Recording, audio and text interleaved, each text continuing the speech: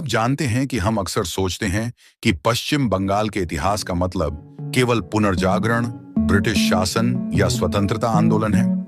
लेकिन इस धरती के इतिहास की गहराइयों में ऐसे कई अज्ञात अध्याय छुपे हुए हैं जिनसे आज भी आम लोग अनजान हैं। ईसा पूर्व युग के दौरान पश्चिम बंगाल का एक बड़ा हिस्सा गंगा विदौता का एक रहस्यमय शहर था।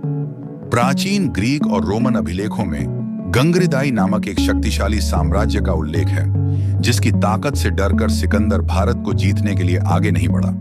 कई इतिहासकारों का मानना है कि यह गंगरीदाई साम्राज्य वर्तमान दक्षिण और दक्षिण पश्चिम बंगाल के कुछ हिस्सों तक फैला हुआ था।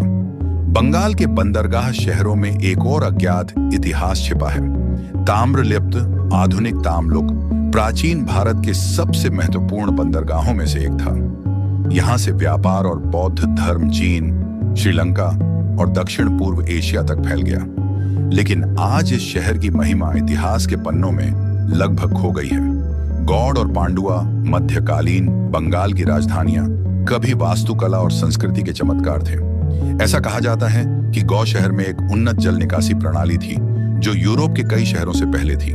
लेकिन महामारी और नदी के मार्ग में परिवर्तन के कारण यह सभ्यता नष्ट हो गई। साथ ही पश्चिम बंगाल के जंगल महल क्षेत्र में आदिवासी समाज का इतिहास बहुत पुराना है।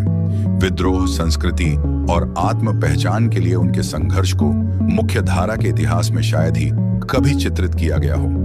पश्चिम बंगाल का अनकहा इतिहास हमें सिखाता है यह भूमि सिर्फ साहित्य और आंदोलन की भूमि नहीं है, बल्कि हजारों वर्षों की सभ्यता, संघर्ष और रहस्य की गवाह है।